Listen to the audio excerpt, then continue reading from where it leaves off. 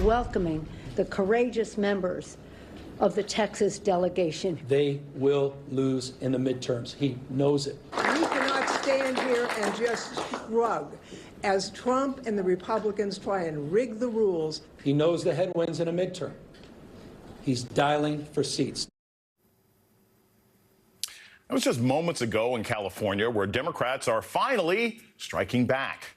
Governor Newsom, Nancy Pelosi, and others appearing with Texas Democrats who have fled their home state in a bid to thwart a MAGA gerrymandering power grab. Texas Republicans are trying to redraw their state's congressional districts to carve out more seats and maintain control of the House after next year's midterms. And this clash is now escalating across the country. Today, Texas Republicans reconvening a special session to ram through their plans, but Democrats are denying the Republicans a quorum. So Republicans are making brand new threats. I have been in constant communication with Department of Public Safety, which has been working to track down absent members in an effort to return them to our chamber. These efforts will continue through the weekend.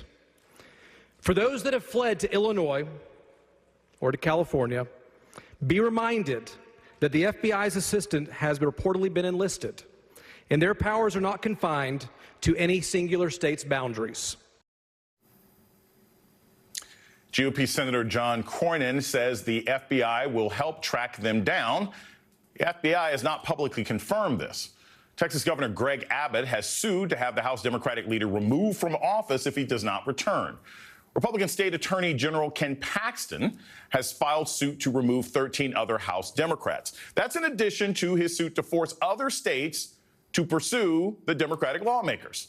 So this fight is not staying in Texas. Republicans and Democrats around the country are now eyeing new maps in what threatens to become a sort of brutal gerrymandering arms race.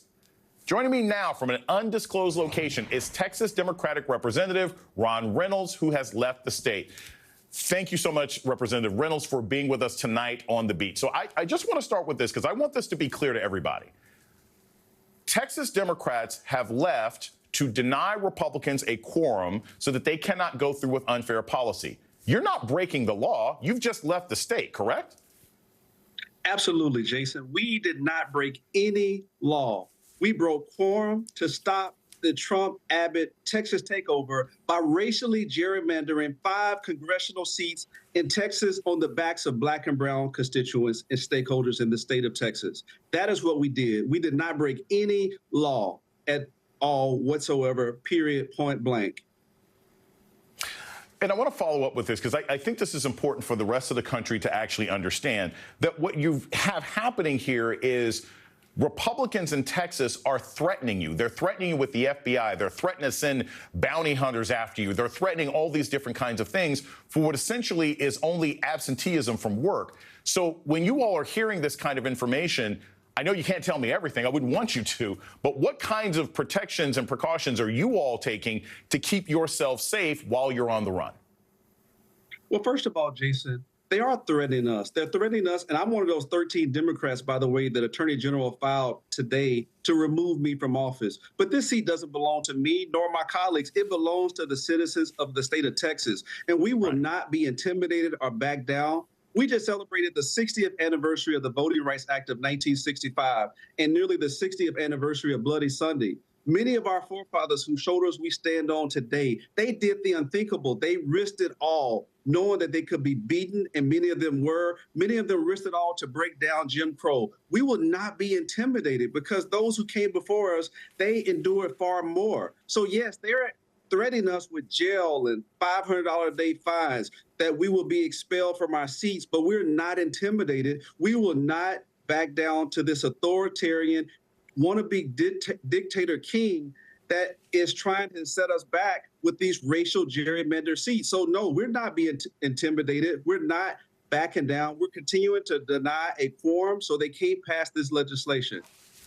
I want to play a quick soundbite from Governor Abbott of Texas speaking this morning about what he's thinking of doing next. Democrats act like they're not going to come back as long as this is an issue.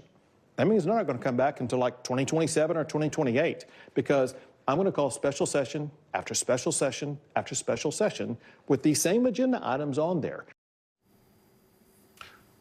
I appreciate that you guys are going full Tom Petty. You're going to stand your ground, not going to back down, right?